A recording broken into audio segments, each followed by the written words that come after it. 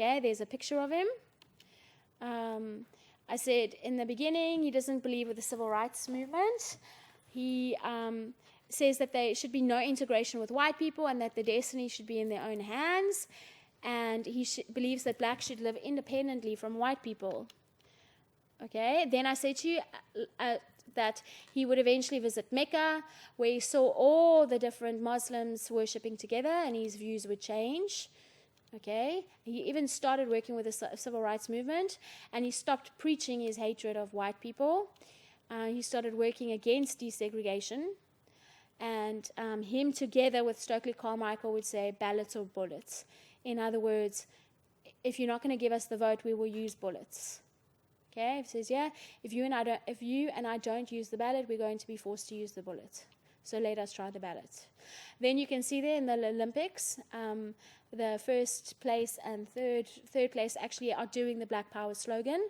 Yeah, we came up with Stokely Carmichael. Stokely Carmichael was the man that actually came up with Black Power, the word Black Power. He says, instead of saying we will overcome, we should rather say we will overrun. In other words, we will take matters into our own hands. He believes that black people should unite as one.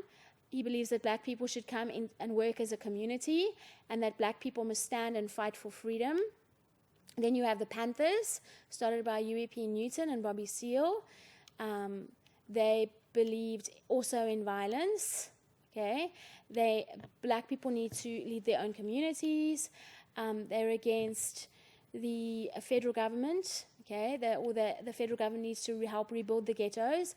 He says that power flows from the barrel of a gun. Mao Zedong, which if some of you have to China, you know that's from his writings. They believed in protecting each other and standing up for their own people against police. Okay, there's a picture of them.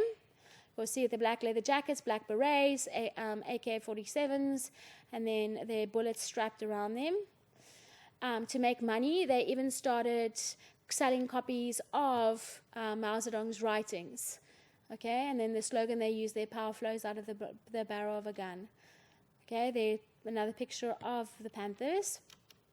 Okay, I'm very quickly going to go to my next slide. I'm just going to work through this very quickly. I'm sorry, guys. I want to go through a source quickly based on the Black Power movement. You'll see there's so much here that you can work with. Firstly, like I said just now, an excerpt means it's taken from the whole. So it's not necessarily reliable because you need to see the whole source to find out if it's reliable. By the end of the 1960s, the position of blacks had improved substantially due to the 1964 Civil Rights Act. In other ways, however, things had not changed. Blacks were still, on average, very much poorer than whites. There's segregation. They lived in worse houses and were more likely to be unemployed or have low-paid jobs. Some blacks felt that peaceful agitators like Martin Luther King Jr. had achieved very little and that much more radical and violent protests were needed. Okay, during the 1960s, a number of militant black organizations sprang up, like the Nation of Islam and the Black Panthers, who were opposed to cooperation with white liberals, etc. So in other words, this source is all about the problems that the black parties were experiencing in the north, in the ghettos, and why they were formed. Okay. We look at the questions. Using your own knowledge, explain the following concepts. The Civil Rights Act. Now, you will learn what the Civil Rights Act is. The Civil Rights Act is basically the government giving the black people freedoms and saying to everyone in America, there may no longer be segregation. There may no longer be segregation. Then we look at the Panthers. Who were the Panthers? As I said to you, they were U.E.P. Newton and Bobby Seale. They were specifically against police brutality, believed in the use of weapons to get their point across. Okay. 1.2, basic extract, give 2 ways in which the African American communities were disadvantaged in the 1960s. If we go back to our source, we can see here, they lived, if you can see where my mouse is, they lived in worse houses and were more likely to be unemployed or have low-paid jobs. Okay? So in other words, that is your answer.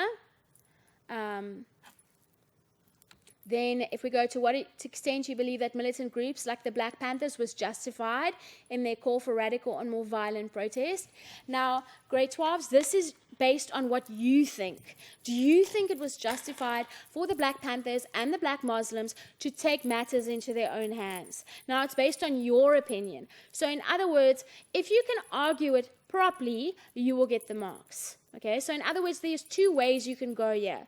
You can either say no violence is justified no matter what, so no, okay? If someone is violent to you, you shouldn't become violent back. Or you can argue, you know what, if someone's going to attack me, I'm going to stand up for myself, so it's justified, okay? Matrix, I've got a minute left. It was very nice to be with you this afternoon. I'm really sorry that I've rushed through particularly the Black Power movement, because Black Power is once again such a meaty theme. I hope I've clarified something, particularly for those of you that are going to do Black Power next term. I hope that I've clarified at least that you know that it's in the north, in the ghettos, and then there are various men that are fighting here, okay, and they're fighting with aggression, and they're fighting against the government, and they're fighting against segregation, etc., etc. Good luck for this week. Good luck for the rest of term. Work hard. I hope your test series go well, if some of you are doing test series. Yeah, just good luck in general, and I will see you next term.